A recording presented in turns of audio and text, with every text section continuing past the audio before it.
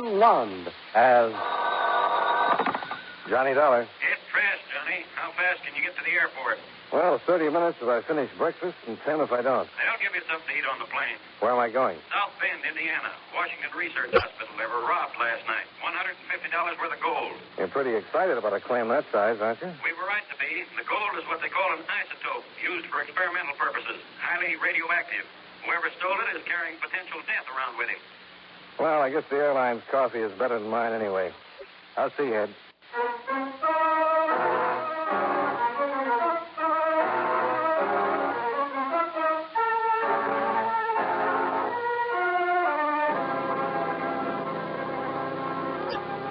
Expense account submitted by Special Investigator Johnny Dollar to Home Office, Corinthian Insurance Company, Hartford, Connecticut.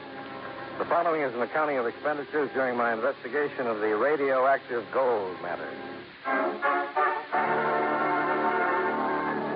Expense account item 1, $52.75, airfare and incidentals between Hartford and South Bend, Indiana. Expense account item 2, $1.40, cab fare out to Washington Research Hospital. Dr. Reed McKinlock was in charge of the radiological laboratories. It's impossible to overemphasize the seriousness of the situation, Mr. Dollar. An extremely lethal weapon is loose somewhere in the city of South Bend. Would you mind explaining what this gold is, Doctor, and why it's so deadly? It's what we call a radioactive isotope. That means the gold's been exposed to an atomic pile until it becomes highly radioactive. We use it here as well as a number of other isotopes in the treatment of certain malignancies. Uh-huh. What form does it come in, Doctor? Both gold leaf and needles, depending on whether we wish to employ solutions or a direct injection. What kind of protection do you have against its radioactivity when it's not in use? Well, all our isotopes are kept in small glass vials, which are in turn kept in small lead boxes. When not in active use, we place them in a lead vault in our laboratory. Any of the other isotopes missing? No, just the gold, which means there couldn't have been much of a profit motive in the theft. Why not, Doctor? Well, we only had 4 ounces of the gold, so as a metal, it wasn't worth too much. And as an isotope, others such as carbon-14 or iron-55 are 3 times as valuable. Uh-huh. Any other reason for anyone taking it? Outside of its value in research and healing, it's practically worthless. I can't possibly conceive of any reason for its theft. All my staff have been with me for some time. According to Dr. McKinlock, the radioactive gold had been used on a patient the day before, placed in the vault that night, and a laboratory technician had discovered its loss at 8 o'clock in the morning. Apparently, whoever had taken it was unaware of its lethal properties. The protective lead box had been left behind. Doris Floria, the lab technician, added one more bit of information.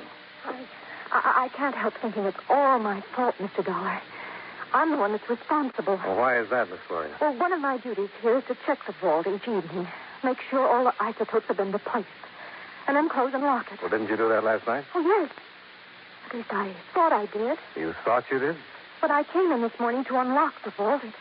It was partially open. Apparently, I hadn't locked it last night. Well, we all make mistakes, Miss Floria. Yes, but not as deadly as this one's liable to be.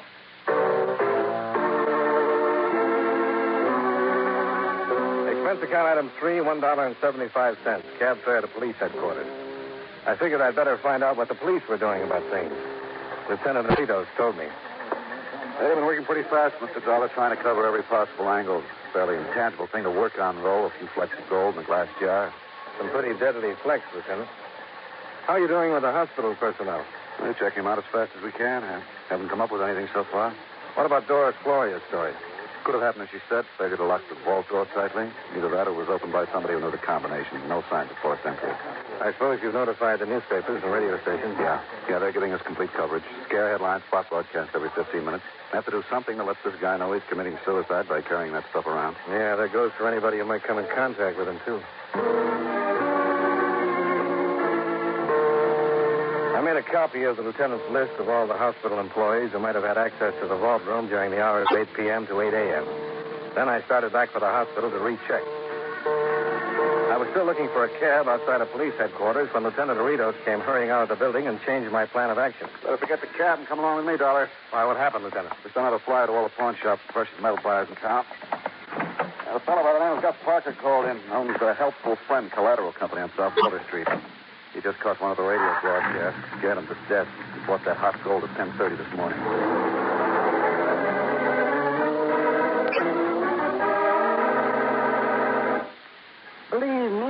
glad to see you, Lieutenant. Oh, I'm plenty glad. Oh, you know? Yeah, it's the first time, Parker. No, that's no way to talk, Lieutenant. Just because we had a few, kind of disagreements, don't mean we're not friends. I'm doing you a good turn right now to prove it. Ain't I? Yeah, I'll believe it when I see the proof. Parker. Yeah, oh, the proof, he says. Oh, that atom gold stuff. That's what I got for proof. Maybe my dead body will be proof enough for you. How do you know it's the radioactive gold, Mr. Parker? Well, how do I know? Gold leaf, it said on the radio, didn't it? Gold leaf and needle, maybe 4 ounces. That's what it said, didn't it? Yeah, that's what it said. Okay, so this guy comes into my place at 10:30 this morning. Well, gold leaf he's got 3 troy ounces of it, and he wants to sell. And so I buy.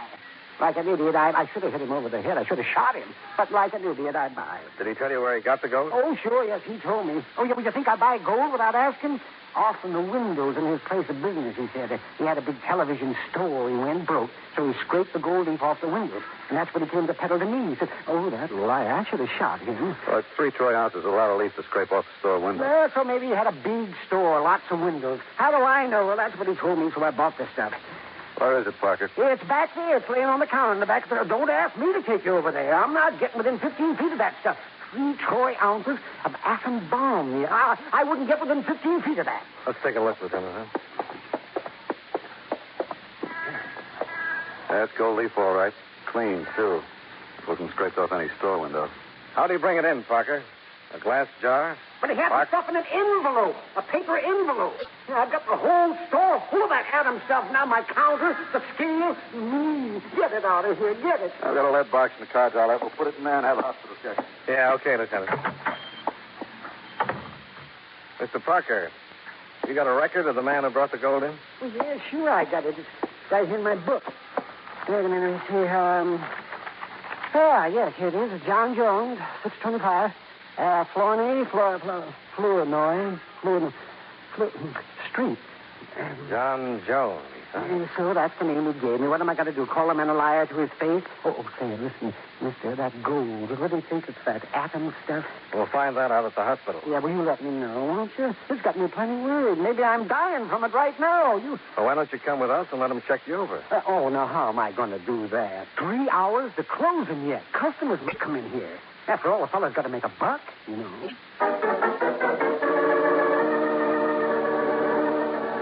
We put the gold leaf into the lead box with the help of some sugar tongs that Parker had around, called the hospital to tell him we were on the way, and drove down. Dr. McKinlock was in one of the X-ray rooms taking some plates when we walked in. Okay, Steve, that'll do it. That's his whole picture, Doctor. That's it, Steve. You can put your shirt on now. Stop by tomorrow afternoon. We'll have the plates developed by then, and I'll let you know. You think everything be all right, Doctor? Nothing bad wrong. Everything be all right. It's my job to worry about these things, Steve, not yours. So run along, give that lovely bride of yours a kiss for me, will you? I know she likes that, Doctor. You wait till I tell her. Thank you. Thank you for everything. Wait till I tell my Anna. She likes that. Oh, sorry I had to keep you waiting. I wanted to be sure to get those plates on Steve Rojak today. Suspected malignancy. Do you think you have the gold? We're not sure, Doctor, but we've got some pure gold leaf. Well, let's check and see. I have a Geiger counter over here. And now, if you'll step back. Yeah, sure. Did you get the man who had this? Not yet. Well, if this is hot, don't waste any time getting him down here. There may be still a chance to save his life. I'll pass the counter over now and increase the intensity of the clicking, and we've got it. If there's not, well, let's see.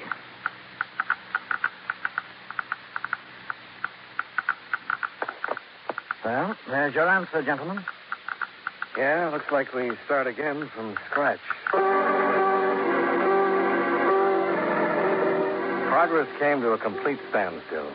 Somewhere in the city of South Bend, a man or woman was dying from radiation. But no one had responded to the notices in the papers nor to the radio broadcast.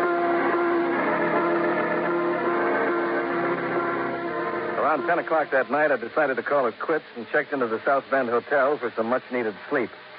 During the night, my plans were rudely interrupted. Oh.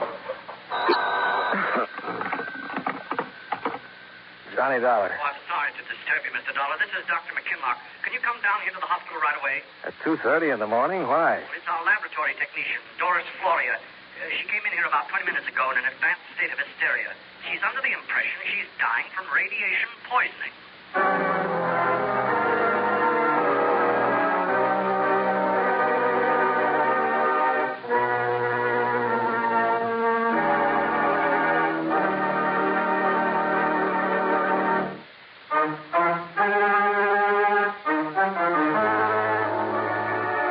Our star, John Lund, we bring you the second act of Yours Truly, Johnny Dollar.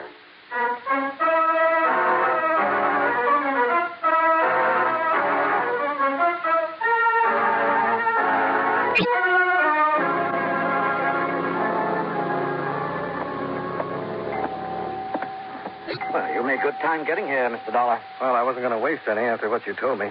Where's Miss Flores? She's in one of the treatment rooms down this way. That's what happened, Doctor. She came into the hospital at 1:50 a.m., sobbing and moaning rather incoherently about dying from radiation poisoning. When the resident on duty called me, I came down, gave her a sedative, and put in the call to you. Uh-huh. This is the room, Mr. Dollar. I've already made a preliminary examination. Did you find anything? There's slight but very definite radioactivity spread generally over her body. Of course, the counter shows any contamination almost immediately, but the secondary symptoms usually take 8 to 14 days to make their appearance. Uh-huh. Okay, let's talk to her.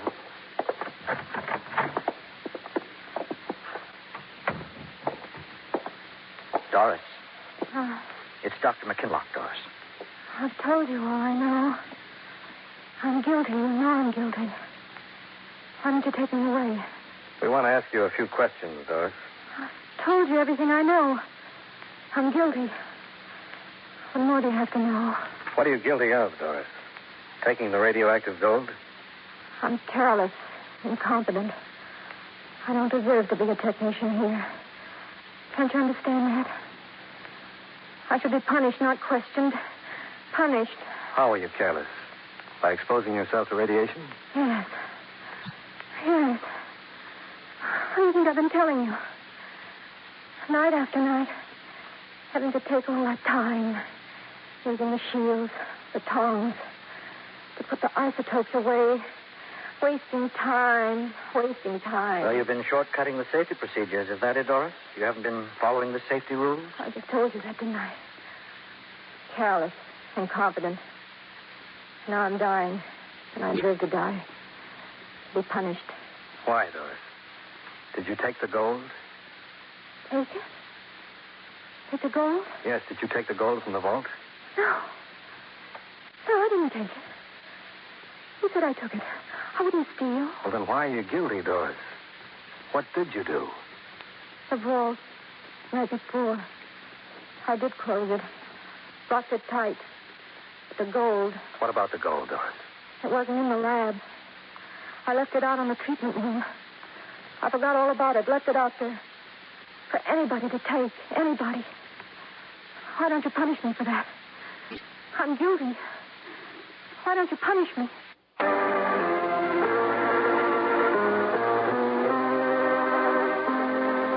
All Doris Flory had done was to throw our field of suspects wide open. Lieutenant Aritos was a far from happy man when I gave him that information the next morning. That's all I had to hear this morning, Dollar. That's all I needed to furnish the topping for the stuff. What stuff, Lieutenant? The result of those newspaper and radio stories. Every crank in town is beginning to call him.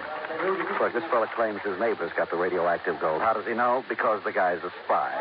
Right now he's building a hydrogen bomb with it out in the backyard. Yeah. Here's one from a gold buyer out on the west side. He bought the stuff last night. He's sure of it. Only it turns out he's got a half a dozen gold-plated tie pins on his hand. That's the way it's been going, Dollar. We've got to check them out one by one. Yeah, policemen often tell me that a policeman's lot is not a happy one. I know an insurance investigator wasn't doing too well either. No comment, Lieutenant. Mm-hmm. Where are you going from here, Dollar? Out to the hospital. No place else to go. Maybe we missed something down the line there. I doubt it. Yeah, so do I, but I got to do something. 24 hours have gone by. Yeah. Haven't gotten very far, have we? The squad car gave me a lift back to the hospital, and I went into the questioning routine again. I was studying the very negative results of my handiwork when Dr. McKinlock brought me some interesting information. Remember that patient I had in here yesterday, Mr. Dollar, Steve Rojak? Rojak? I was giving him some X-ray tests when you and Lieutenant Doritos came in. Oh, yeah, the one you thought might have a malignancy. Well, we gave him a tracer dose of phosphorus 32 last night, and I was going to check him with this portable counter. But while I was carrying it down the corridor just now, the counter became activated. You mean there's some radioactivity out in the corridor right now? That's right. Well, where's it coming from, Doctor? I'll show you. Now, this is a pretty sensitive instrument. Don't let the volume of its activity concern you. I'll take your word for it. This is the maximum intensity right here. Well, there's nothing in the corridor to produce that. What's over there? A utility cabinet? That's right. Let's look inside. There it is. Yeah, a rubbish cart. The kinds your porters and orderlies push around. And it's contaminated. Could that have happened if somebody had carried a radioactive substance hidden inside? It could. Now all we have to do is figure out who used it. I'm afraid that's in your province rather than in mine, Mr. Dollar.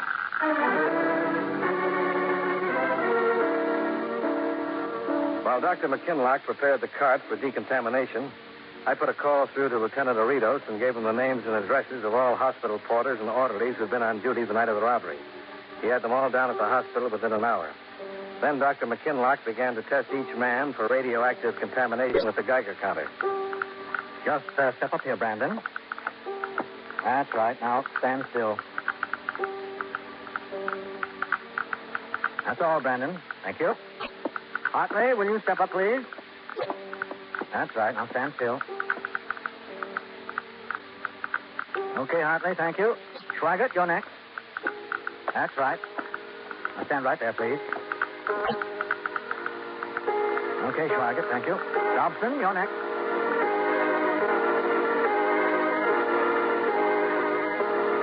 The entire process took a little less than 20 minutes. Not once did that little black box with its flashing light and irregular clicking show the slightest interest in anyone it was introduced to. My bright idea turned out to be a complete flop.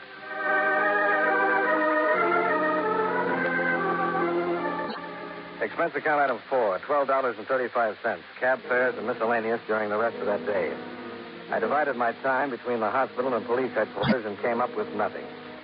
At 7:30 that night, I was sitting at the hotel bar wondering whether to wire in my resignation right then or wait till I got back to Hartford when I got a phone call from Lieutenant Doritos. I'll pick you up outside in a couple of minutes, Doc. Why, what's up? Might have our first victim of radiation poisoning from that gold. Yeah, who is it? An 8-year-old boy named Bobby Thatcher. His mother just brought him into the hospital. What makes you think he's been exposed? She found him playing with a little glass bottle with some specks of gold on the bottom of it. The label said Washington Research Hospital.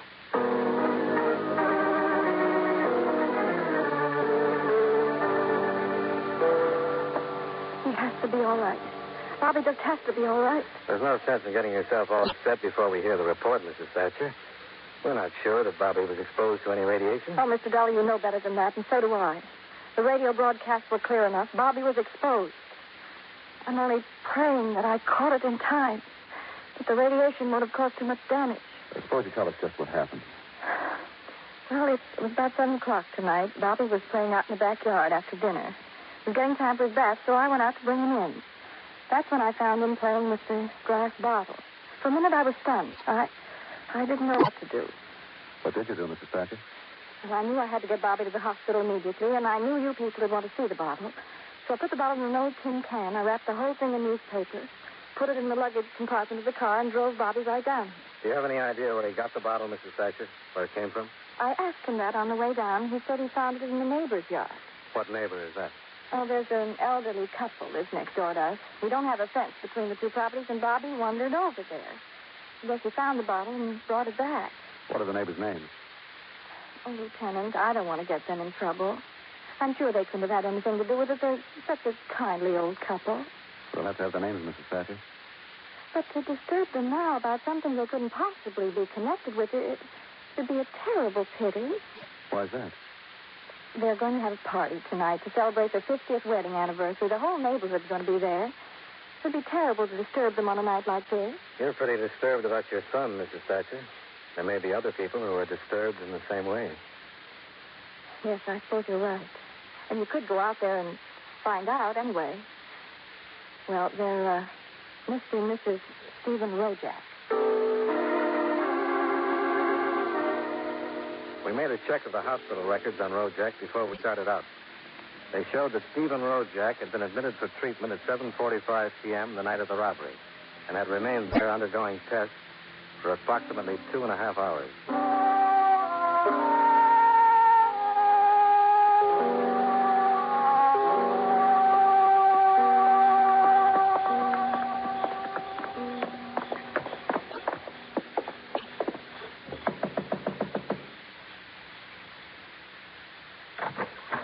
Good evening, gentlemen. Is there something I can do for you? You, Mr. Rojak? Yeah, that's right. Stephen Rojak. I'm Lieutenant Doritos. This is Mr. Dollar. We'd like to ask you a few questions. Lieutenant, you say? Then you are from police. That's right. It is too bad. Too bad. What is, Mr. Rojak? That this should happen tonight, that you should find out now when is our 50th wedding anniversary. Yeah, too bad. Can we come in, Mr. Rojak? If you do not mind, Lieutenant, my wife, Anna, she does not know. Could we talk in back at my workshop? Yeah, that'll be all right. Thank you. Thank you.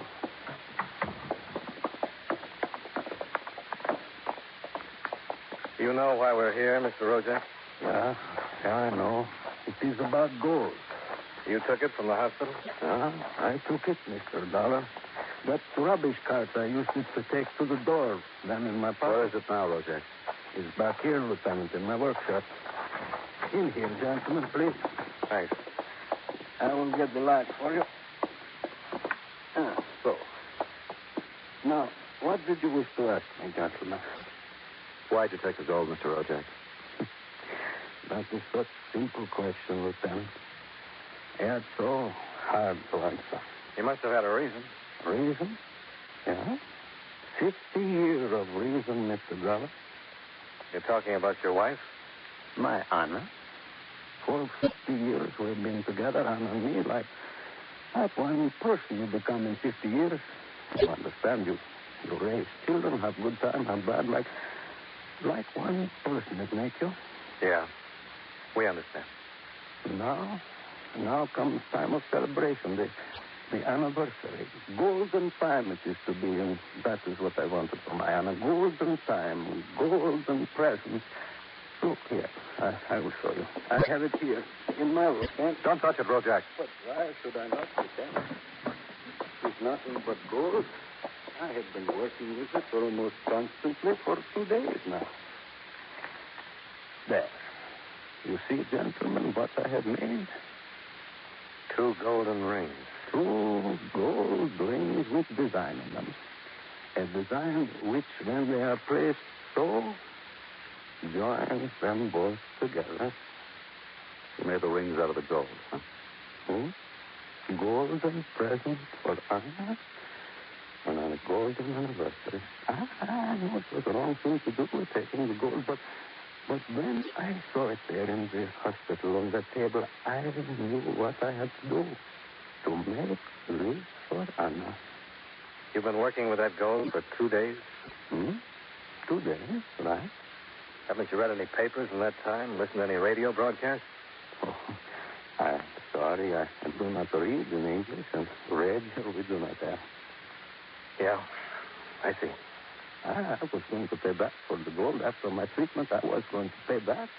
And I will pay. Yes, Mr. Rojak. You will.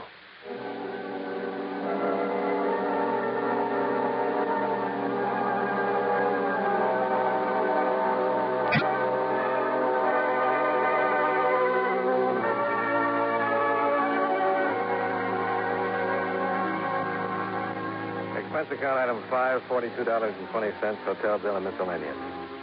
Expense account item 6, $55, airfare and incidentals back to Hartford. Expense account total, $165.45. Yours truly, Johnny Dollar.